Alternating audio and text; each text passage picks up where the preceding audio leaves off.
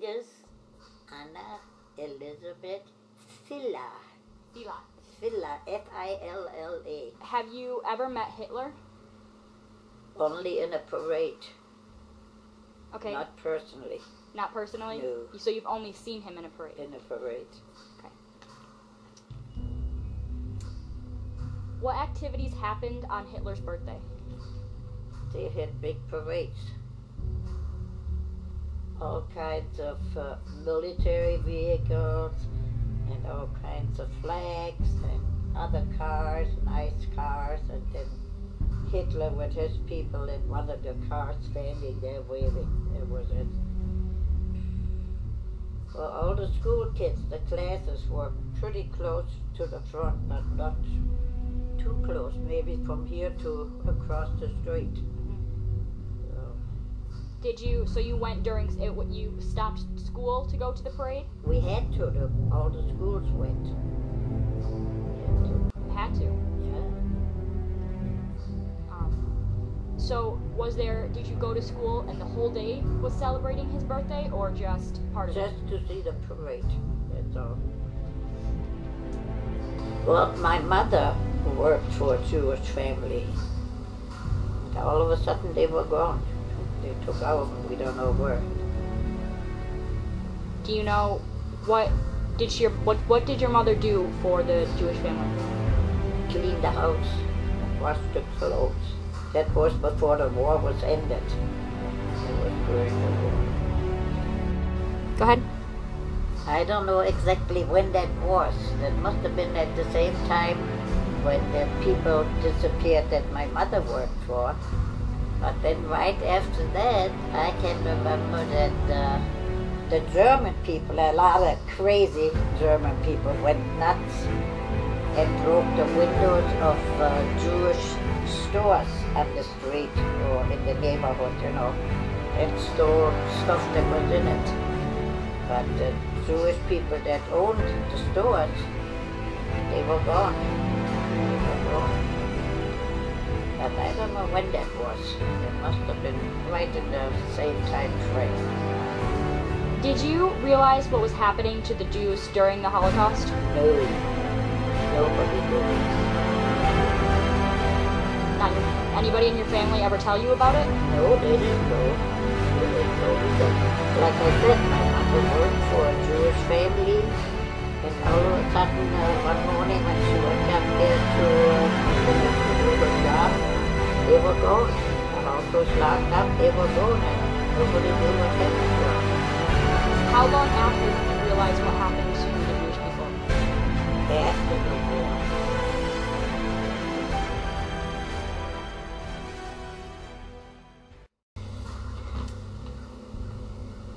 Were you satisfied with your lifestyle during the Holocaust or after? Yeah.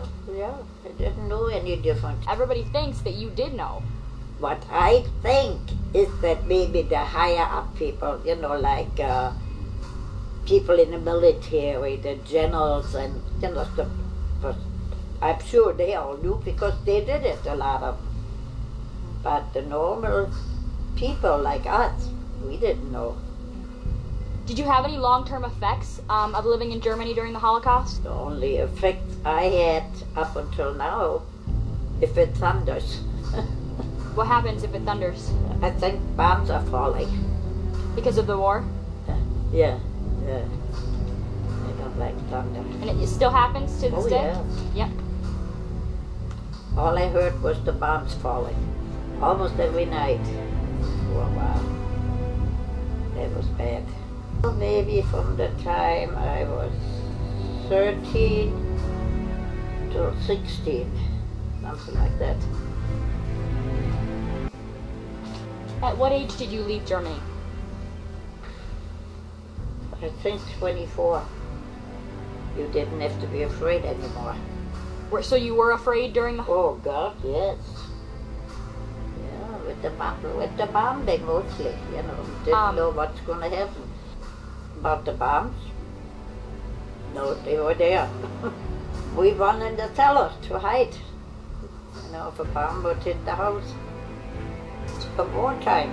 Did they have rations because of the war? Oh yeah, but food was a card, and it had about that big, and it had different things on it, like butter and meat and whatever. And you get so much a week of different things. And sometimes they were out of things, and you would have to stand in line when they brought new stuff in. And I can remember standing in line because we were afraid they run out again. I forgot what it was for. Either meat or butter. At 6 o'clock in the morning, we went and stood in line. First my mother went, and after 2 hours I went. Get up at 7 o'clock, have breakfast, get washed, whatever, and then walk to school. And it was pretty far to walk. How far? Maybe from here,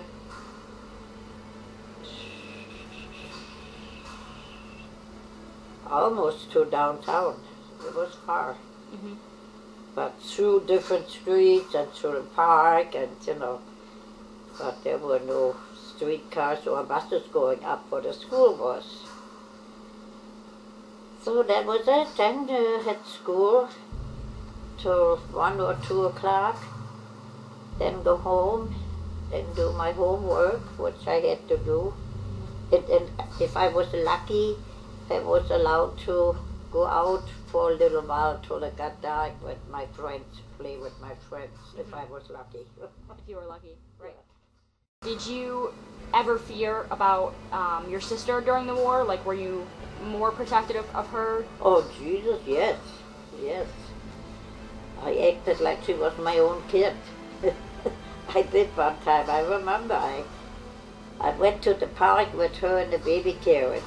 It was a little baby. And some woman, I sat on the bench there, and some woman came up and she looked. She said, "Oh, what a pretty baby." I said, "Yeah, that's my daughter." And she looked at me, she says, "Oh." Because you were what, 14? Yeah. Yeah. What else? Was your family, was your mom ever stressed about the war, or did she ever seem very, like, concerned, like, about it? Oh yeah, worried. And my grandmother especially, I tell you, because her son, my uncle, and my mother's brother, was in the war. And my mother's sister, her husband was in the war, and he never came home. And he was fighting in Stalingrad. I don't know if you ever heard of Stalingrad. That's I've never. In Russia, that's where the biggest fight was. Never heard from him. I wrote to every Red Cross you can imagine, trying to find out something over the years later. Nothing. So you still don't know anything about? No, nothing. Nothing at all.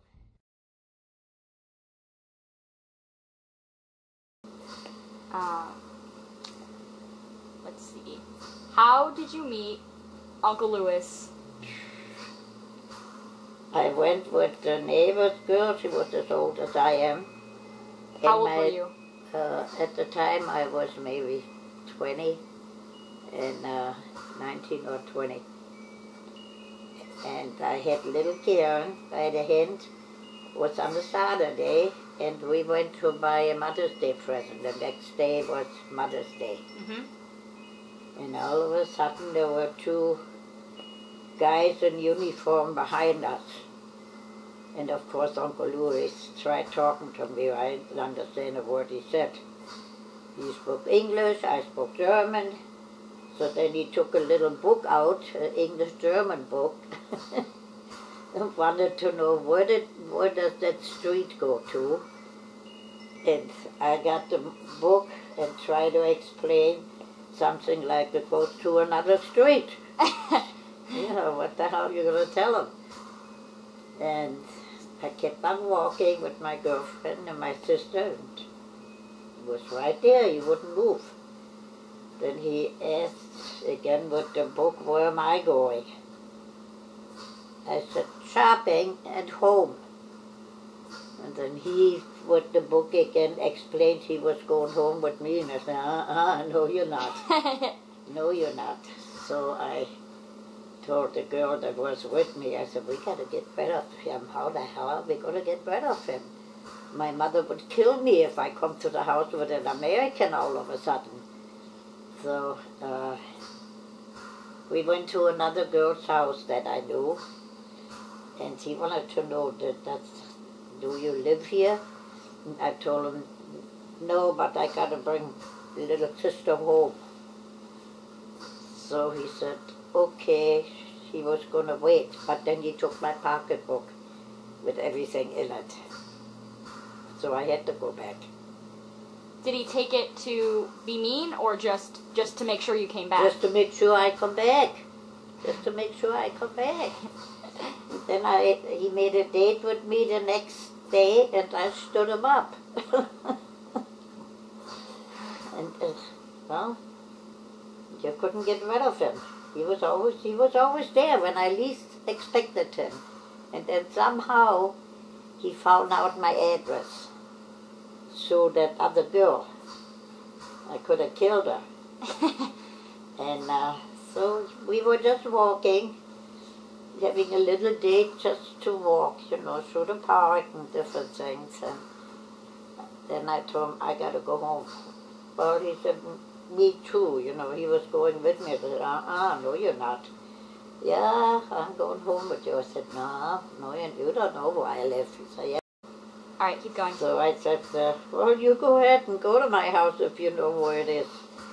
And I'll go for a walk by myself. So I took off, and I walked and walked and walked, and I thought to myself, that idiot, he doesn't know my address. He's probably waiting on some corner or what.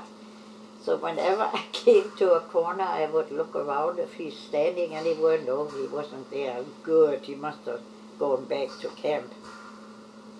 So I went up the stairs, got to the house, went up the stairs, got my key, and opened the door and went in.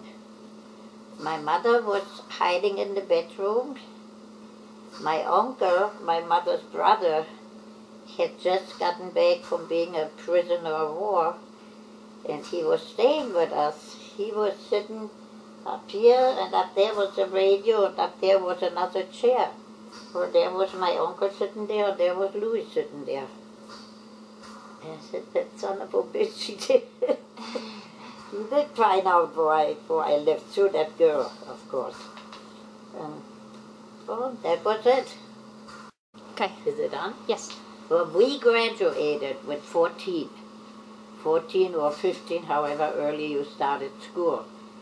Because at the time, during the war, for one thing, nobody except the rich people that were kind of maybe politically involved, had money to send their kid to college.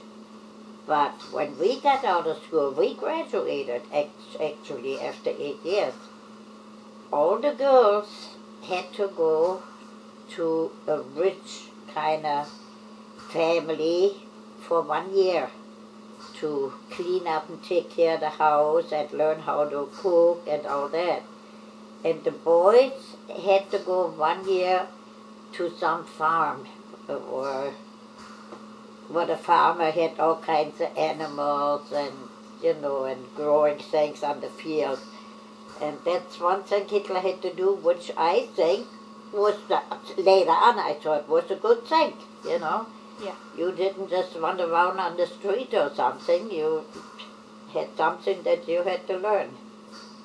Why did he make you, did they tell you why you had to do this? No, couldn't say why. How old were you when you graduated? 15? Yeah. 15. Did the family treat you well? Yeah, she did, but I was always kind of afraid of the guy because he was one of the higher up something, not a general, but pretty high up there. Right. And I was always kind of leery of him.